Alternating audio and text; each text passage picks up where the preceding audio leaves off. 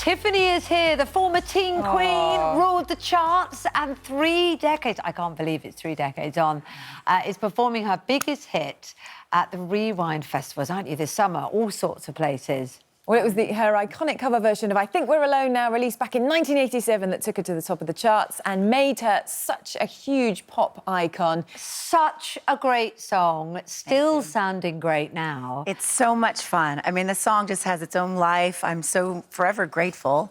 30 years later, who would have thought, 30 years in the music industry, loving every minute of it. New album out right now called Pieces of Me, and here to do a lot of retro festivals. So it's great to have you here. Both worlds a little bit. Amazing. And talking about the Rewind festivals, because it must be nice in a sense that it's like one big reunion, because you all get back together, you all perform everyone's favourites. There must be such an amazing atmosphere. It is. It's amazing to get up and sing I Think We're Alone Now and reminisce with everyone.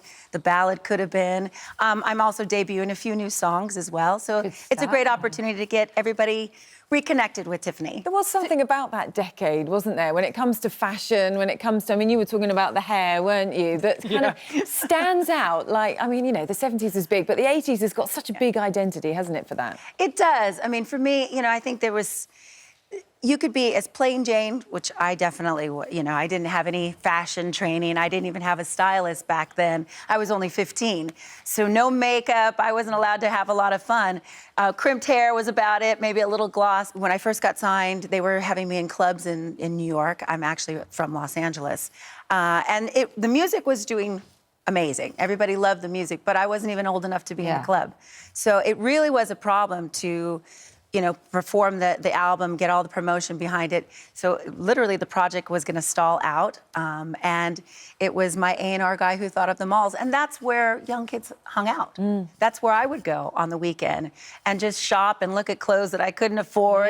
Look at hot guys and listen to records. We had record stores back then, so you could pop into the record store and listen to all the new things coming out.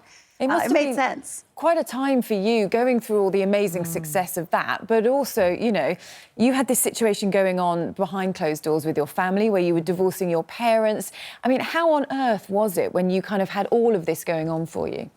It was very crazy. I mean, my family, you know, we didn't come from fame. No one in my music, you know, is musical in my family except for me. So, you know, we had family problems, a lot of communication problems, alcoholic problems. So my home life wasn't very great. And then all of a sudden I'm a celebrity and you have everyone looking at you. And really, for me, I just wanted to stay with my grandmother. It was so hard to be out on the road, have all the demands, you know, and living my dream and feeling good about what I was doing, and then go back to the same situation where it was very chaotic. Big so I was hoping to divorce from parents. You were the first. Yeah, I mean, I was emancipation. It was called, and really, I was just fighting to say, can I live with my grandmother? It's right down the street, but it's stable. And my mom really depended on me. I'm the eldest of 3 girls. And at that time, you know, she had some emotional issues. So it was hard for her to let me go. So it was really miscommunication more than anything.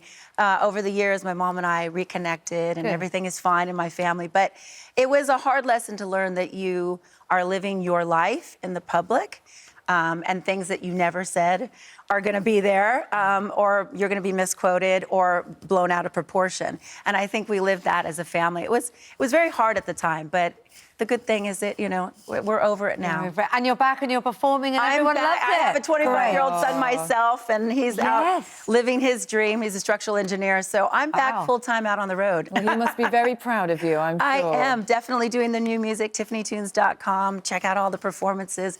I'm going to be everywhere for the next couple years, just performing. Well, we're thrilled to have you here, so thanks so much for coming in. It's been great. I mean, I grew up, you know, singing that song left, right and centre. You probably have people singing it to you the whole time, don't you, I guess? I do. Every time I get out, children behave, you know, so it's a lot of fun. I can't wait. Fantastic.